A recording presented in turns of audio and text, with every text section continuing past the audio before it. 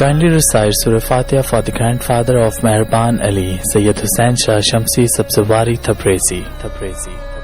40 हिजरी का जब रमजान अपने इख्तिताम को जाता रहा तो इमाम अली अलैहिस्सलाम बार बार फरमाते रहे, पूछो जो पूछना चाहते हो, क्योंकि अन करीब तुम अपनी नजरों से मुझे देख नहीं पाओगे। फिर बार बार रोते रहोगे कि काश आज अली होते, उससे हम ये सवाल पूछते।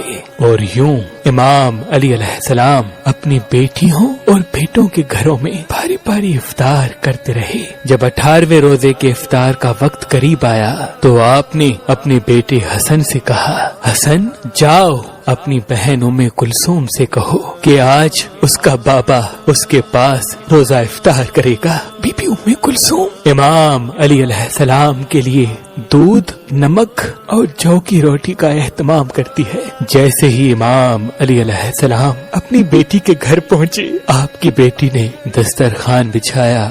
इफ्तार का वक्त करीब आने लगा। इमाम अली अलैहिस्सलाम जैसे ही दस्तरखान पे बैठे तो आप अपनी बेटी को देख के फरमाने लगे, ऐ मेरी बेटी कुलसूम, क्या तुमने कभी देखा है कि तुम्हारे बाबा के दस्तरखान पे एक ताम से ज्यादा ताम मौजूद हो? ये 3-3 ताम क्यों रखे हैं? ऐ कुलसूम, इस जमीन पे सैकड़ों ऐसे अल्लाह के बंदे रहते हैं जो एक ताम भी पेट भर के नहीं खाते, और मैं उनका इमाम 3-3 ताम खाऊं। इनमें से 2 ताम उठाओ और किसी मुस्तहिक को दे दो। बीबी उम्मे कुलसूम ने ये चाहा कि मैं दूध को इमाम अली अलैहिस्सलाम के लिए रखूं और नमक को उठा लूं। जैसे ही बीबी ने हाथ करीब किया, इमाम अली अलैहिस्सलाम फरमाने लगे, ऐ कुलसूम, ये दूध पड़ोस के यतीम बच्चों के लिए रख देना। इमाम अली अलैहिस्सलाम ने नमक से रोजा इफ्तार किया और फिर अल्लाह की इबादत में मशगूल हो गए। अल्लाह की इबादत भी कर रहे हैं और बार बार आसमान की तरफ देख के ये फरमा रहे हैं कि आ गई वो रात जिसका इस अली से वादा हुआ था। बस जैसे ही फजर का वक्त करीब आने लगा तो आपने रोजे की नियत की, अमामा सर पे रखा, अबातोश पे ली और उन नालेन को अपनी कदमों में पाया जो जगह जगह से सी हुई थी। फिर आप मस्जिद कूफा की तरफ रवाना हुए। आपके घर में जितने परिंदे मौजूद थे वो आपके कदमों में लिपट गए और अपनी अपनी जबान में कहने लगे, ऐ मौलाए तुराब, रुक जाएं। इमाम अली अलैहिस्सलाम अपने वादे को निभाने के लिए मस्जिद की तरफ रवाना हुए। 19 रमजान की रात जैसे ही आप मस्जिद कूफा में पहुँचे तो जो इंसान मस्जिद में सोए हुए थे उनको आपने जगाया। उनमें आपका कातिल अब्दुर्रहमान इब्ने मुलजिम भी था। उसने जैसे ही इमाम अली अलैहिस्सलाम को देखा तो इमाम अली अलैहिस्सलाम ने फरमाया, फजर के वक्त अल्लाह के घर में सोना अल्लाह को पसंद नहीं, उठो और अपने फैल को अंजाम दो। ये कह के आप मेहराब की तरफ रवाना हो गए और अजान देने लगे। आपकी आखिरी अजान जैसे ही कूफे की गलियों में गूंजी तो एक कोहराम बरपा हो गया। हर कोई रोने लगा कि आज ही आसमान का रुख कुछ अजीब लग रहा है। इमाम अली अलैहिस्सलाम बाद अजान जैसे ही अल्लाह की इबादत के लिए मुसल्ले पे पहुँचे, क़याम किया, रुकू किया, सजदे में गए तो अब्दुर्रहमान इब्ने मुलजिम जो अपने साथ एक तलवार छुपा के आया था जो जहर में डूबी हुई थी, आप जैसे ही सजदे में गए तो उस मलऊन ने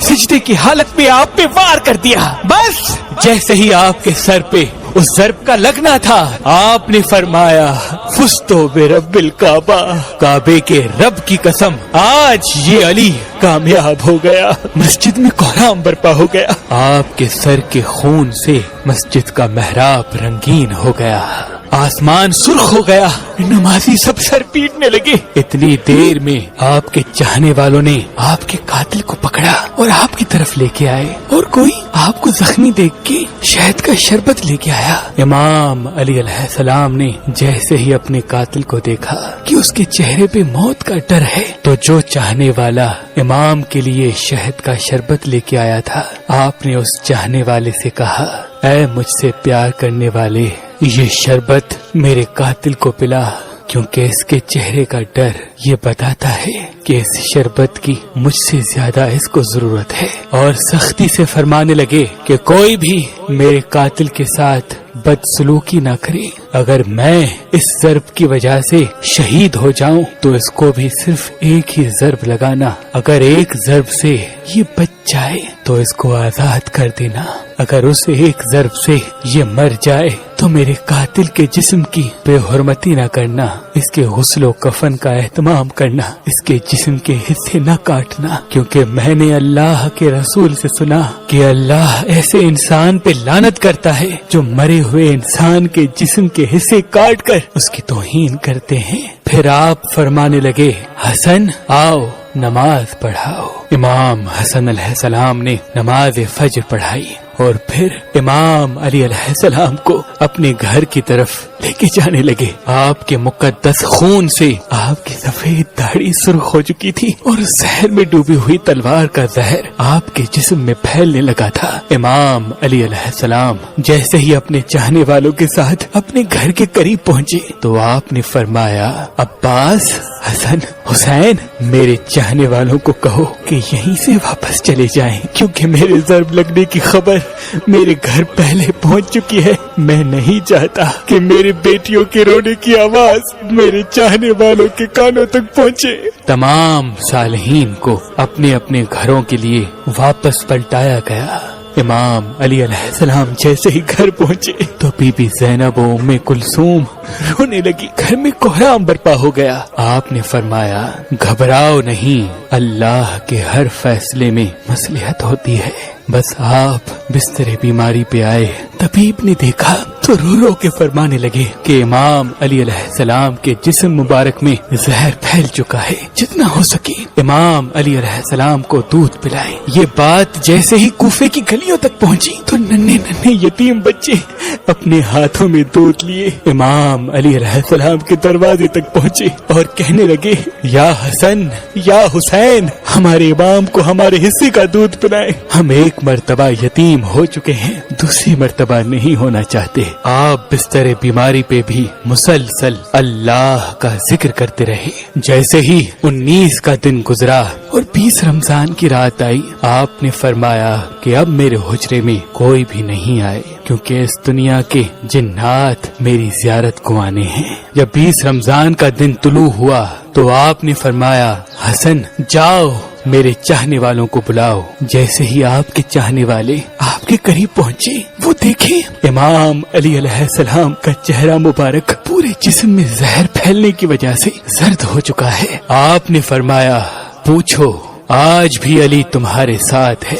میں زمین کے رستوں سے زیادہ آسمانوں کے رستے جانتا ہوں، پوچھ لو، کیونکہ جب تم اپنی آنکھوں سے مجھے نہیں دیکھ پاؤ گے تو بار بار پچھتاؤ گے کہ کاش کچھ اور پوچھ لیتے۔ آپ کے عقیدت مند زار رونے لگے۔ کسی نے آپ سے سوال کیا، کسی نے آپ سے جواب لیا، کوئی صرف آپ کی زیارت کرتا رہا۔ جب سارے لوگ چلے گئے تو پھر آپ نے فرمایا، حسن ہمارے پورے خاندان کو جمع کرو۔ جب سارے خاندان کے افراد آ گئے، آپ فرمانے لگے، اب اس خاندان کا وارث حسن ابن علی ہے، جو حسن کہے وہ تم سب ماننا۔ اور امام حسن سے فرمایا، اے میرے بیٹے حسن، اپنے نانا کی صلح حدیبیہ کو یاد رکھنا، جہاں تک ہو سکے انسانوں میں امن اور محبت کا خیال رکھنا تاکہ انسانوں کا خون نہ بہے۔ پھر آپ نے فرمایا، حسن و حسین، میری شہادت کے بعد میرے جنازے کی، میری قبر کی کسی کو خبر تک نہ دینا، میرا جنازہ اونٹنی پہ رکھ دینا، پیچھے سے حسن و حسین تم اٹھانا، آگے سے جبرائیل و میکائیل اٹھائیں گے، کیونکہ مجھے پتا ہے کہ اللہ کے دین کے دشمن میری شہادت کے بعد یہ چاہیں گے کہ اس علی کی قبر کو کھود کر علی کے جنازے کی توہین کریں۔ میری قبر پہلے سے بنی ہوگی، جہاں وہ اونٹنی رکے وہاں مجھے تدفین کر دینا، اور یہ بات کسی کو نہ بتانا تب تک جب تک اللہ خود ظاہر نہ کرے۔ پھر آپ نے اپنے بیٹے عباس کو بلایا اور فرمانے لگے، عباس، میں نے تمہیں اللہ سے کربلا کے لیے مانگا تھا، تو حسین کا محافظ ہے، جو حسین کہے وہ تمہیں کرنا ہے۔ اور پھر اپنے بیٹے حسین کو بلایا اور فرمانے لگے، حسین تمہاری شہادت کی خبر تمہارے نانا نے تمہاری پیدائش کے وقت ہی سنا دی تھی۔ حسین تمہیں کرب و بلا میں 3 دن کا بھوکا پیاسا رکھ کے قتل کیا جائے گا، تمہارے بچوں کو، بھائیوں کو، ساتھیوں کو تمہارے سامنے ہی مارا جائے گا۔ حسین حسین تمہاری لاش پہ گھوڑے دوڑائے جائیں گے، تمہاری شہادت کے بعد میری بیٹیوں کو، تمہاری بہنوں کو، ہمارے گھر کی عورتوں کو اسی کوفے اور شام میں پھرایا جائے گا، ان کو پتھر مارے جائیں گے۔ حسین جب تمہارا آخری وقت ہو اور الوداع کہنے بیبیوں کے خیمے میں آؤ تو اپنی بہنوں کے بازو چوم کے یہ کہنا کہ بابا نے کہا تھا کہ اسلام کے لیے ہر غم سہنا اور اسلام کے پرچم کو ہمیشہ بلند رکھنا، ہر موڑ پہ اللہ کے رسول کی نبوت کی گواہی دینا۔ بس اتنی دیر میں آپ فرمانے لگے، سلام ہو یا رسول اللہ۔ گھر میں کوہرام برپا ہو گیا، سب فرمانے لگے، یا علی کیا ہمارے ساتھ رسول پاک ہیں؟ امام علی علیہ السلام نے فرمایا، ہاں اللہ کے رسول اور تمہاری ماں فاطمہ الزہرا مجھے لینے آئے ہیں۔ یہ کہہ کے آپ نے اپنی مبارک آنکھیں بند کی اور گھر میں ماتم کی صدائیں بلند ہو گئی اور یوں حسنین یتیم ہو گئے۔ آپ کی شہادت کے بعد آپ کی وصیت پہ عمل کرتے ہوئے آپ کے جنازے میں کسی کو بھی شریک نہیں کیا گیا۔